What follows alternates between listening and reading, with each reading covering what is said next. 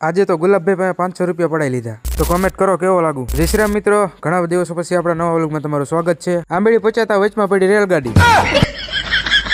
ખરા ઉનાળે તો અમારે નદીમાં પાણી હોય. 500 વીઘાનું મોદી કાકાનું જંગલ વેધીને નીકળી ગયા સરાના રસ્તે. દાદા કોકના ઘરે ઢોલ વગાડવા જતા લાગે. વગાડો વગાડો, ઢોલ તો વાગ્યા રાખશે, તમે શેરડીનો રસ પીતા આવજો. ફાઇનલી આવી ગયા દુકાને અને આપણે જૂની જાણીતી રીત લઈ લીધું શસ્ત્ર હાથમાં. શસ્ત્ર એ તો ચડાઈ નાખી ગરમી.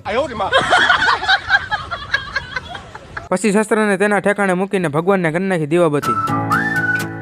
પછી કરી નાખ્યા પંખા બધા ફૂલે ફૂલ, કેમ કે ગરમી એટલી ચડી જતી ને. પછી કરી નાખી આપણી ખુરશી સાફ અને કરી નાખ્યું મશીન પણ સાફ.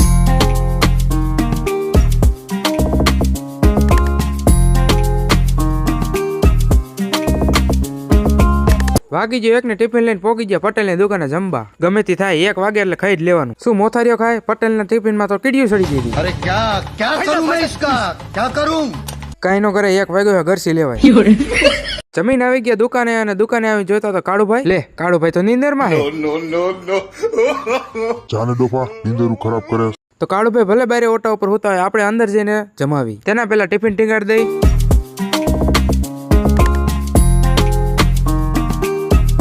કરી નાખી 2 કલાકની નીંદર ને આવી ગયા પછી કામે. ત્યાં વિપુલભાઈ આવી ગયા કે ટિકિટો સાચી હે ખોટી હે. ત્યાં થઈ ગયું આપણું 1 પેન્ટ પૂરું અને આવી ગયા રાહુલભાઈ રગડી ચા લઈને. ત્યાં દેખાણ અમારા નાની દુનિયામાં મોટું નામ એવા ગુલાબભાઈ. વિડીયોમાં જાહેરાત પણ કરી છે, તો તમે પણ સાંભળો જાહેરાત. પૈસા જોતા હોય એટલા મળી જશે. ચોપડી હારે જ રાખવું. મારી વાડીએ નાકા વારવા ઉપર છે નવરી બજાર. એવું કહીને તો ઈ જ હલવાના. મેં કીધું કાઢો 500 લાવો, પેલો હું દાવું. એમને 500 રૂપિયા તો આપી દીધા, પણ મારે કાલે નાકા વારવા જવું પડશે. આવલિયા આ તો હરખી રીતના હલવાના. કરી નાખી વહેલી દુકાન બંધ ને નીકળી ગયા ઘર તરફ. આજે મોટરસાયકલ બીજાનું હાથમાં હતું, હોરન હતું જોરદાર, મજા દયા રાખતી હતી. હોરન વગડતા વગડતા પોગી ગયા ઘરે. ઘરેથી આવી ગયા વાડીએ ગાયું ને દોવા.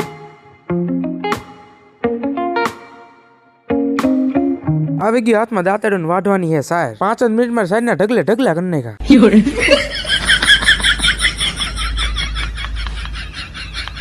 નીચે સહાટિયાના ભાટા વાગતા તો વાગ્યા, પણ મોટો ભાટો મને વાગી ગયો. ઓહો બાપા દુખે હે એવું. જેમ તેમ કરીને મટી ગયું એટલે આપણે ઉપર ગાયું ને સાઈડ નાખવા.